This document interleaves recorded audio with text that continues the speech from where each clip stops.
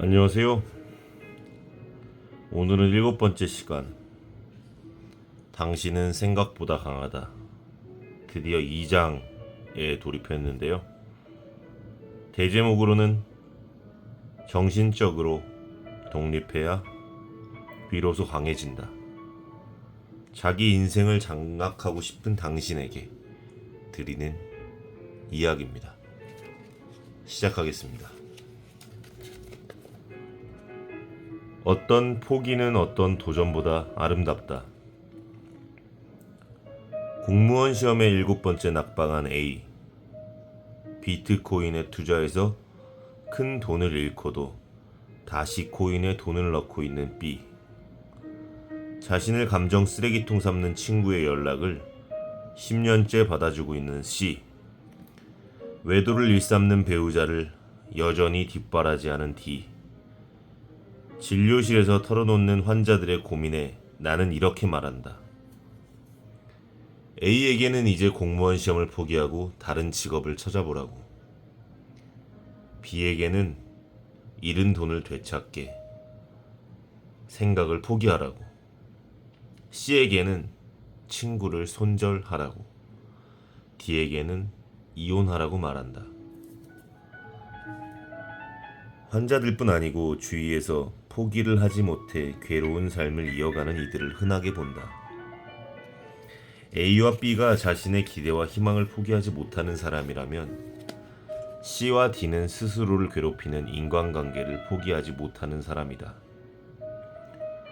이처럼 더 이상 의미가 없어진 일을 포기하지 못하는 사람들은 자기 확신이 떨어져 있거나 변한 관계의 역동을 두려워하고 있다. 절대 포기하지 못하겠다는 의지는 같은 잘못을 끝없이 되풀이하면서 불행을 반복하겠다는 선언과 마찬가지다. 사실 포기하라는 조언은 너무 쉽고 간편하게 느껴진다. 그러나 내가 권하는 포기는 손쉬운 회피가 아닌 용감한 참여이자 새로운 도전이다. 소극적 포기나 수동적 선택이 아닌 적극적 포기이자 주도적 선택이다. 또한 하나를 포기하면서 다른 하나를 선택하는 출구 전략을 마련한 포기다.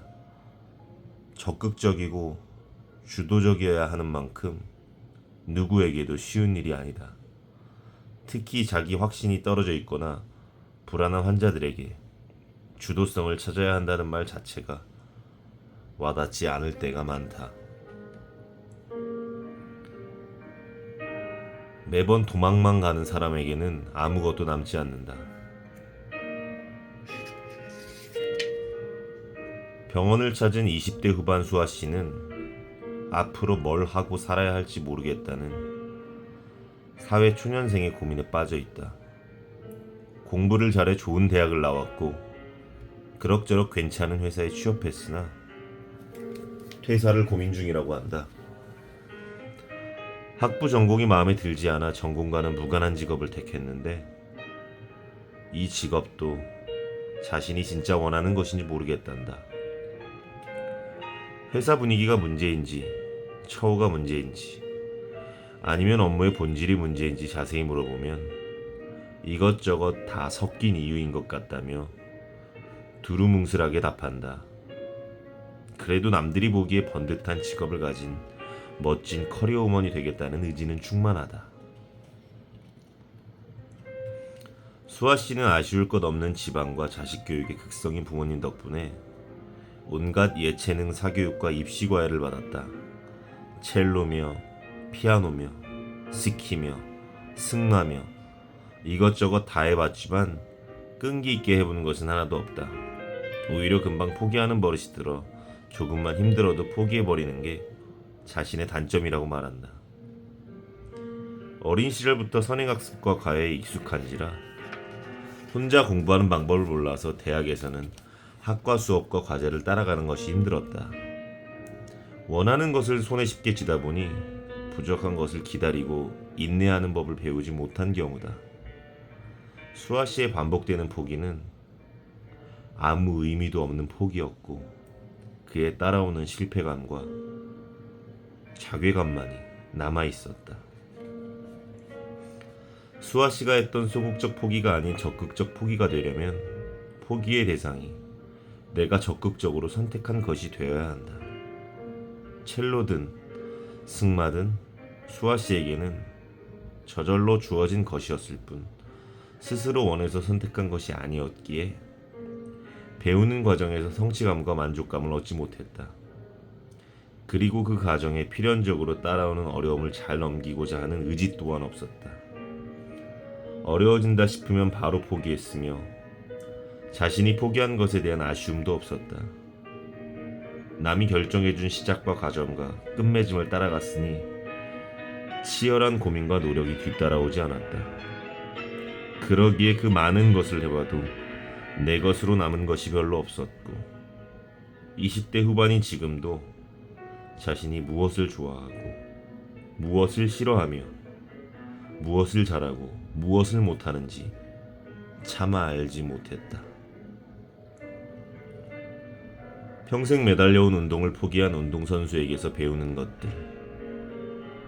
음악, 미술, 운동 등 예체능으로 이름을 날린 사람들을 떠올려보자. 그들의 연습량은 일반인들이 상상할 수 없을 정도로 어마어마하다. 발레리나 강수진 씨는 하루 연습 시간이 18시간이라고 말한다. 이들은 단 하루도 쉬지 않으며 먹는 것, 자는 것 모두 철저히 관리한다. 이런 치열한 과정 중에 사소한 실수로 손가락을 다쳐 자신의 분신 같은 바이올린을 놓기도 하며 발목 부상으로 토슈즈를 벗어야 하는 일도 생긴다. 그러면 어쩔 수 없이 눈물을 머금고 가던 길을 포기한다. 평생을 바쳤던 것을 스스로 포기해야 했던 절망감에서 헤어나오기 위해 애쓰며 다른 일을 찾는다. 이들의 포기는 수아 씨의 포기와는 질적, 양적으로 다르다. 자신에 대해 아무것도 몰랐던 수아 씨와 달리 그들은 안다. 자신이 무엇을 잘하고 무엇을 갈망하고 무엇에 좌절하는지 목표하던 기록을 이루었을 때 세상에 부러울 게 하나 없던 기분과 소중한 것을 잃어버린 경험이 얼마나 서럽고 슬픈지 안다.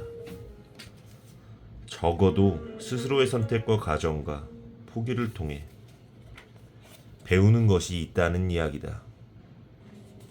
처음에 절망감을 극복한다면 그들의 다음 스텝 또한 그런대로 괜찮을 거라고 나는 생각한다.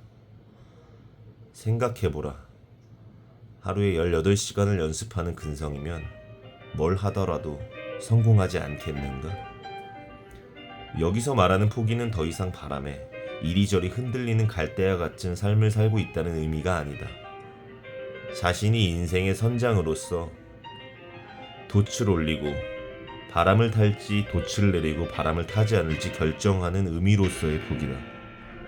세상에 내가 원하는 길을 똑같이 만들어낼 수는 없지만 적어도 이리저리 나 있는 길에서 어떤 길을 선택하고 어떤 길을 포기할 것인지는 내가 결정할 수 있으니 말이다. 포기의 의미가 가치가 있으려면 처음에 선택부터 가치가 있어야 함을 명심하라. 나에게 가치 없는 일을 포기할 경우 인간은 배우는 것이 별로 없다. 내가 무능하고 끈기가 없는 인간이라는 것을 다시 한번 느낄 따름이다. 당신은 포기를 자주 하는 사람인가? 그렇다면 당신이 처음에 했던 선택부터 되돌아보아라. 포기가 의미와 가치를 지니려면 선택부터 의미와 가치가 있어야 한다. 대충 하는 선택과 대충 하는 포기는 이제부터 인생에서 없애버리자. 선택도 포기도 스스로 주도적으로 치열하게 하라. 결코 쉽지 않은 그 선택들은 내 삶에 의미 있는 경험과 통찰을 남길 것이다.